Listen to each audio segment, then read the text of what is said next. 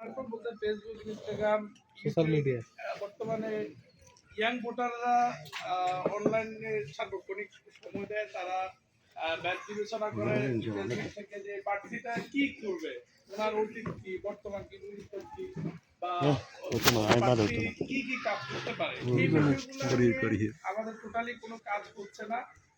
আমি তাদের কাছে একটা রিকোয়েস্ট করবো যে অনলাইন প্ল্যাটফর্মে ভালোভাবে পোস্টিং করার জন্য, যেমন আমাদের আব্দুল্লাহ মিন্টু সাহেব যখন উনি কোনো জনপ্রতিনিধি ছিল না, রাজনীতিবিদ ছিল না, তখন উনি যে কাজগুলো করছে, আমাদের দাগনভূঞা কেন্দ্রিক উন্নয়নমূলক যে প্রতিষ্ঠানগুলো করছে, আমাদেরকে এগুলো রিপ্রেজেন্ট করতে হবে।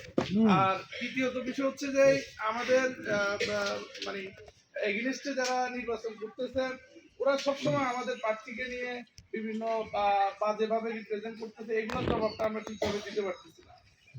আর এটার জন্য প্রয়োজন আমাদেরকে খুব ভালো একটা ইউনিট করে আমাদেরকে ফেসবুকে তাদের উপযুক্ত জবাবগুলো দিতে হবে।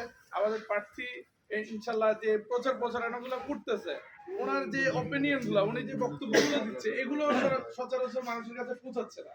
তো আপনার কাছে আমার রিকোয়েস্ট যে এই বিষয়গুলো অনলাইন প্ল্যাটফর্মে ভালোভাবে প্রচার প্রচারণা করতে হবে। বিশেষ করে ইয়াং জেনারেশনের ভোটগুলো পাওয়ার জন্য হলে আমাদেরকে এইদিকে, আপনাদেরকে এদিকে লক্ষ্য দিতে হবে। ধন্যবাদ। সালাম আলাইকুম। ভালো কথা গান মনে